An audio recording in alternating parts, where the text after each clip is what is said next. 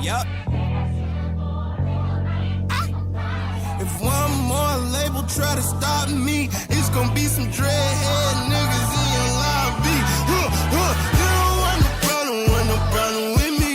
You don't want no problem with me. Just another day at the pick up on the mail. They gon' channel riding through the streets, they be like they go. You don't want no problem with me. You don't want no problem with me. Just another day at the pick up on the mail. They gon' channel riding through the streets, they be like they go. Ooh, watch me come and put the hinges in their hand. Counting bitches while we meetin', make them shake my other hand. Millie rockin', scooping all the blessings on my lap. Bitch, I know you tried to cheat, you should've never took a nap. Hey, fuck wrong with you, what you were thinking? Fuck you thought it was. Hey y'all, it's your girl Jackie, and I'm back with another review for The Chi, Season 3, Episode 3. This episode was very emotional, very deep. It got real. And I hope that people were paying close attention to this episode, because they're talking about some real stuff that is going down, not only in the city of Chicago, but all over this country. Black women, black girls are coming up missing. Black boys too, which I think needs to be more emphasized too. It's not just girls.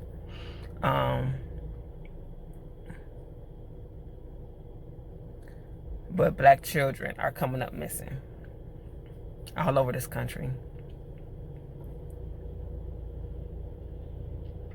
And we need to bring awareness to this, as much awareness as possible, because nothing is being done about it. It's not being broadcasted enough on these news stations. They're not reporting it enough. And it's sad. And it's not like it's not new. We all know the reason. It's because they don't really care about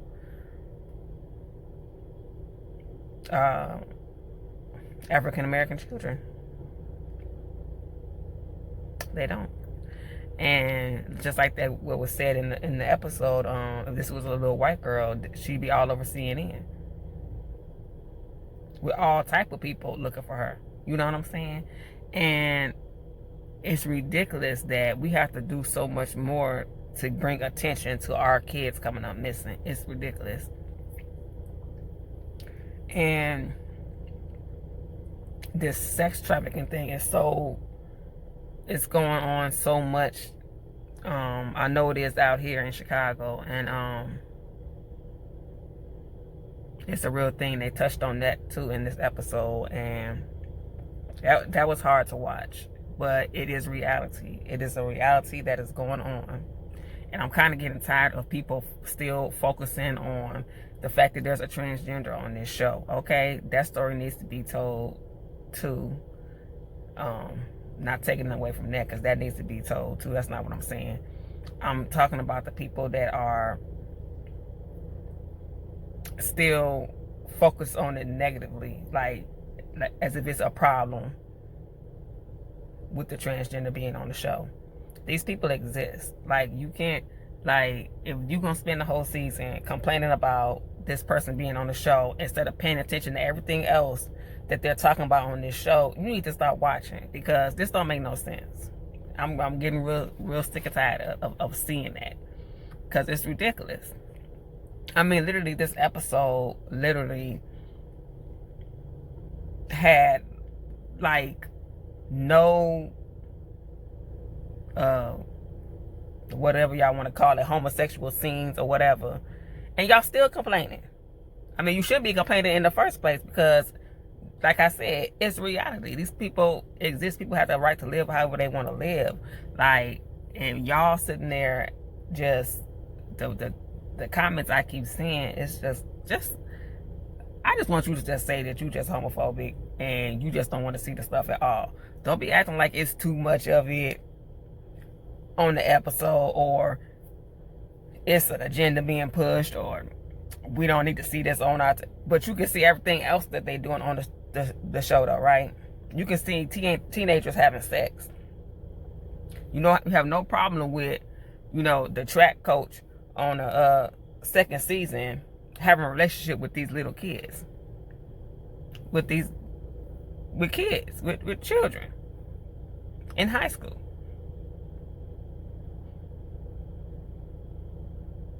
I ain't hear no as much complaining about his R. Kelly wannabe ass as I do about this transgender being on the show. I don't understand that.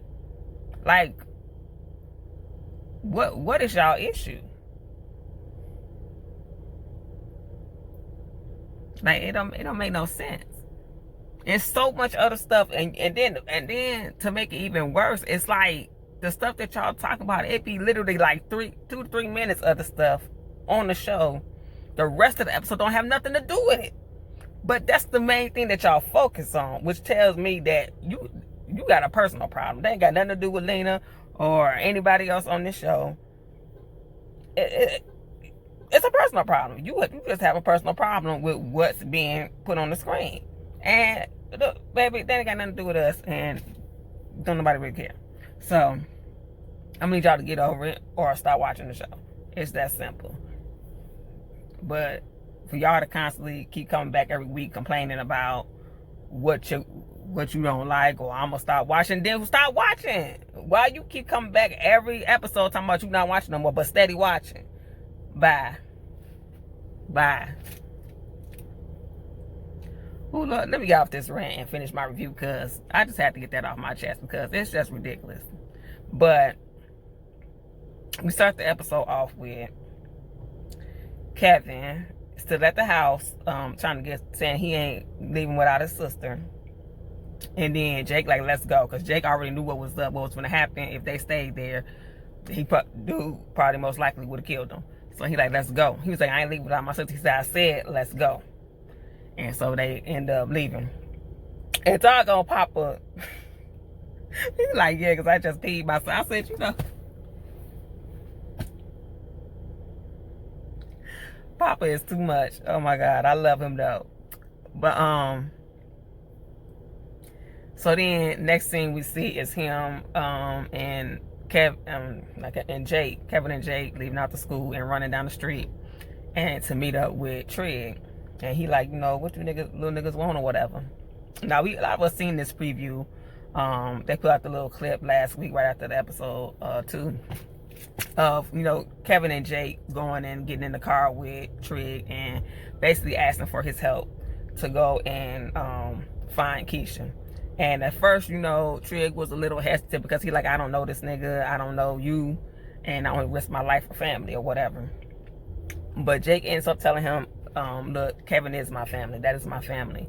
I need you to do this for me, bro, or whatever. So he ended up, you know, getting the picture from her and giving it to Imani. And, you know, she asked him a couple more questions. I don't remember exactly what they were, but they pretty much, you know, agreed to go and check it out or whatever, which they end up doing. And they weren't playing. They went up in that motherfucker. And I cracked up when they first came up to the door. He was like, hey, it's such and such here. And the nigga was like, who is you? He pulled that motherfucking gun out like, get your ass in the house. Get your ass in the house. Like, it's such and such is here. Who? Get your ass in the house. Like, he was like, man, ain't this some shit? And whenever they had that nigga on his knees and was like, look, we looking for this girl, we out the bam. It is what it is. They was like, it's a bunch of girls in here. They was like, we looking for one. So they told them where to go. They went upstairs and they couldn't find the girl. And like I said, that was a hard scene to watch. It was a lot of girls getting raped in there and stuff like that. And Imani, she wanted to help the girl. You know, she tried to help one of them, and Trig was like, "That's not what we came here for." which she was right, but I felt her in that moment because I've been trying to whoop every nigga in that house ass. Cause I'm not leaving. I wouldn't have left no girls up in there like that. I would have took. We taking at least one of these motherfuckers up. We taking at least one of their ass out here like that. That was hard. I couldn't go through that and watch that like that and then have to leave them there, and I knowing I got these guns and I can come in there and I can get them. Oof. They could have took all of them out of there last night. Period. They had guns. They could have took all of them out of there, but that's not what he there for. He there to try to get Jake back. So I understood where he was coming from with that. Like, he ain't trying to have all this heat on him. But I think if by the way that it's looking, as I predicted last week, I feel like they are going to do, or either going to do it, or Imani's going to try to go and do it herself, which is going to end up getting her killed. And then Trig is going to end up going in there and getting them all out of there in her name or something like that. You know, and he going to be on one for real when that happens. Trust and believe.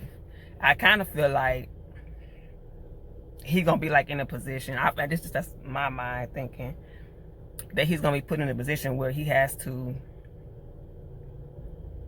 either save Jake or save Imani, because he might be in the midst of trying to, you know, dealing with something with Jake, and then realizes at that moment that what Imani is up to. But by the time he gets there, it's gonna be too late.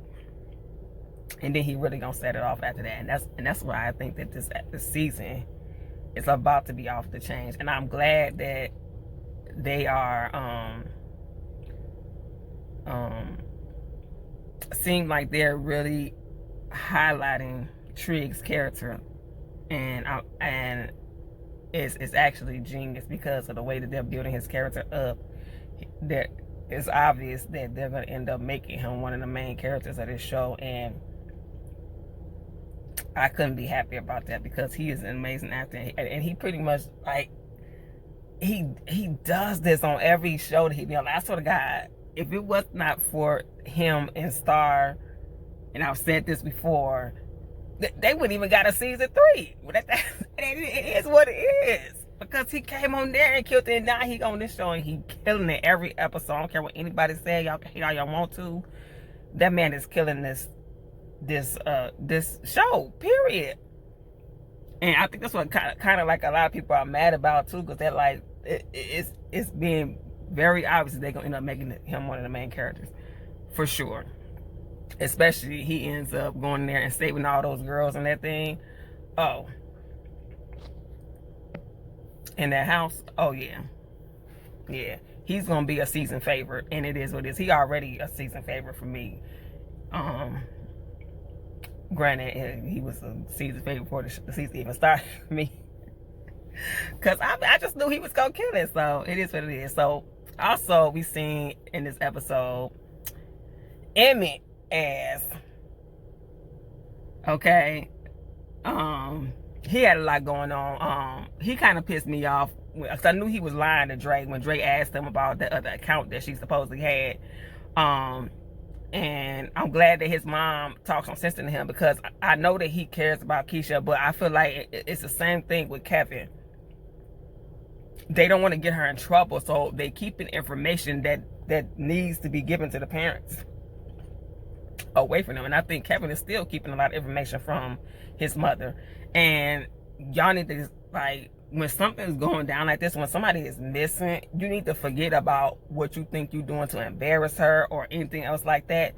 She is missing. This information needs to be given up to help save this girl's life. Like, you have to tell the truth, the whole truth. Tell me everything. Tell the parents everything. And I'm glad that Jada got through to Emmett and made him tell Dre the truth and give up that passcode so they can see what's going on, to see if they can find out any more information that might lead to finding her. Same thing with Kevin. I'm gonna need him to come clean with some more stuff, because I know it's a lot of stuff that he's keeping away from his mom still. And also, Emmett and Dominique, okay? I'm gonna need her to quit. Calm all that. Even though I don't like Tiffany ass, he's still in a relationship with her. So I'm gonna need Lala to calm all that shit down that she doing. Flirting and all that mess all up in that man's face. And I'm gonna need Emmett to tell her ass to calm that shit down. Okay, we can go into business, but look, I got a woman. We need to stop doing all this stuff. Okay. So, and also speaking of Tiffany, I was all the way with her when she was going in on Emmett and his mama, because that shit is true. And it just is what it is. A lot of these times, these mamas always want to do what they kids are supposed to be doing. They sons are supposed to be doing. This is not your child. This is your son's child. He needs to be taking care of his child, not you. That is one of my pet peeves. When you know that, like, say they ain't sending no clothes, nothing like that. Well, my mama or something. No, your mama don't need to be sending nothing. You need to be sending it. I ain't laid up with your mama. I laid up with you. We have this child together. Why is it every time that you're supposed to be doing something, you want to go run to your mama and have her do it instead of it coming out your pocket? Instead of you getting up and putting in forth the effort and doing it. Just like your mama can order something online and send it to your kids, you can do the same thing. I've never understood that. And then they be sitting up there acting like you supposed to be grateful that they doing it. Like she was like, well, now what you mad about? What you think I'm mad about? Stop doing everything for him. That's why he ain't gonna never be able to get his stuff together, because you constantly doing stuff for him. Now, I love Jada as a character and everything. I love her to death, but Tiffany was telling the truth in that moment. I'm sorry. And a lot of baby mamas can relate, because it's true. This is a lot. She was like, so it's my fault. So when she said it's my fault he's trifling. Yes, it's partially your fault that he's trifling, because you keep on doing shit for him when he need to be doing it himself. Sorry, but the truth need to be told. It is what it is. That's why she said in the most respectful way that she could. She said, no, it's not. No, I'm not saying that it's your fault, but you need to take some of the blame. And yes, she does. She was dead on. But I don't think, but where she was wrong at is sitting up there doing all that hollering in his mama's house. You're not in your own house, and you're not in Emmett's house.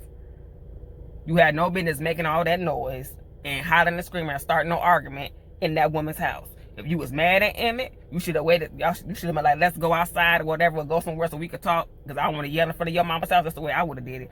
I don't want to get into this conversation in front of your mama and all up in her house and disturb her. So we need to go somewhere. You need to get up right now so we can go and talk and have this conversation.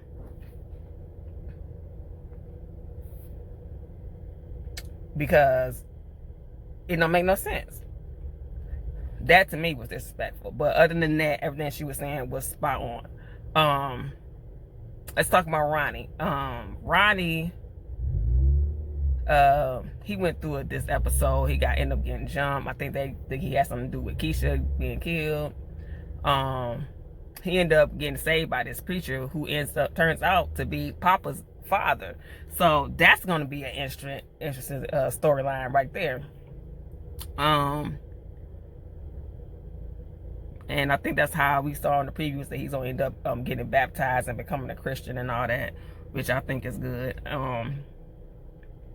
Also,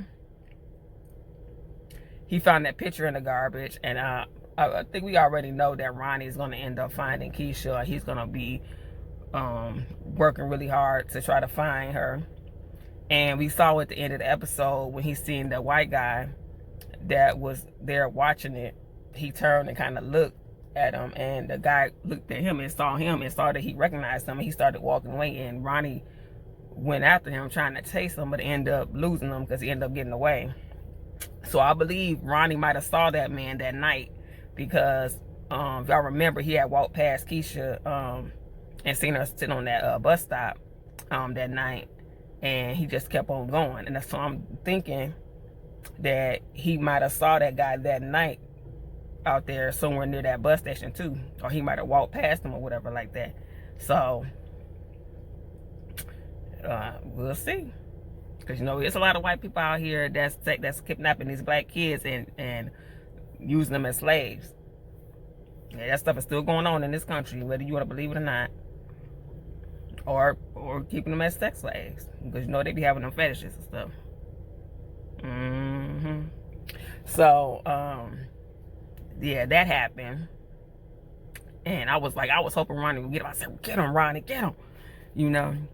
So I'm actually rooting for Ronnie this season. I know that he's gonna do a whole lot better, and I hope that he gets his redemption that he needs. You know, I know a lot of people are hard on Ronnie because of, you know, who he killed, but you know, I actually like Ronnie's character, and I mean, I understood why he did what he did, but you know, he was still wrong as hell, because he killed the wrong person, though he thought this person was the one that killed his son. But you know, it is what it is. You did that. You can't act like you didn't do what you did, you know. But the only thing you can do is try to live your life better for the, you know, for the rest of it, and try to get some type of redemption, and hopefully he gets that. I was happy about what's her name, Ronnie's ex-girlfriend, whose son died. Their son died. It was actually her son, and he like just helped raise them or whatever. Let me know in the comment section her name, because I forgot. It's on the tip of my tongue, but I can't remember it. But she helped Nina out and stuff like that. And oh, let me talk about this part, because them hoes at that yes, I said hoes because they don't get no respect from me, because they was disrespectful as hell. So these hoes at this meeting they had, something they're trying to talk about Keisha, went, Miss Lady, like Dre said, didn't your son robbing people before he got killed? We not talking about my son, but bitch, I'm talking about him. Since you want to bring up my damn daughter, we gonna talk about your raggedy ass son that ain't nobody in here mentioning. Okay, don't be sitting there talking about nobody else's kids when your kids ain't shit either. Okay, worry about your own. If you was more worried about your son than you was about everybody else's kid, he wouldn't be out here robbing people and ended up dead. How about that? Since we being disrespectful, okay, we can go full force with this. I don't know, I'd have been dragging her all up and down that room. I was loving Dre this episode, even though I was kind of sketchy about her. You know, I'm glad that she read Nina ass for filth too, up in that apartment, because she like, I tried to do everything the way you want to be doing. Now you sit up here complaining and talking all this mess to me. She was like, nah, you not finna take all this mess out on me, because I ain't having it. I said, I know that's right, Dre, because you ain't did nothing but try to help this woman from what I seen, though I did think you was kind of sketchy from the beginning. But now I'm seeing, you know, I've been, you know, warming up to her a little bit, because I'm like, I'm from what I'm seeing, she seems, you know, genuine. She's been seeming genuine. So, I don't know, we just have to wait till to see the rest of the season. But as far as I was concerned, she seems very genuine, and like she really does care about Keisha. And so I was with her all the way. Nina was out of line. She was out of line. I mean, she was telling some truth, you know, that is her daughter, you know. But she didn't have to say all that like that, the way that she said it. But I'm glad that she read her for filth. And then they had the little vigil or whatever, for Keisha and the other missing girls and stuff like that. So I'm glad that, you know, she went there and she said her piece, and she didn't let them two stupid ass females let her not keep fighting for her missing child, because they irrelevant. Anyway, another thing, when Jake went back to ask what's his name, Trig, because I think Kevin was asking him at school, like, he ain't text you back, he ain't tell you nothing if they found him. He was like, nah. So then we see them later on, and they walking up the Trig, and he like, how come you ain't text me? She was like, boy, if you don't take all that vase out your I was like, hell no, I know that's right. I know who the hell you talking to. I ain't one of your little friends. Shoot, what the hell? And then they had the nerve, the unlitigated gall, to have Bae sing in this episode. How you gonna tease that little bit of, y'all know y'all was gonna have him sing? Y'all should have had him sing that whole damn song. Don't play with me. Because you know them vocals, the vocals on that man ain't nothing to play with. Why is you playing with people's emotions like this? Why is y'all playing? Don't play like that. Don't do that no more. I was like, come on, Luke. Come on. You better. You that. They play too much all day. Lena, you play. But anyway, I think I talked about pretty much everything already. If I left anything out, y'all let me know. I'm trying not to make these videos too long from now on. But yeah, overall, I enjoyed this episode, and I can't wait till next week. I'm gonna watch the episode tonight, you know, in the little discussion group that we got, you know, and talk about it live. But also we'll be dropping this after the episode. So like I said, I enjoyed the episode. It was a very good episode. I ain't worried about nobody talking about they ain't like it or they was hating on it or whatever, talking about they ain't watching no more. They gonna keep watching anyway. I will see y'all next week for episode 4.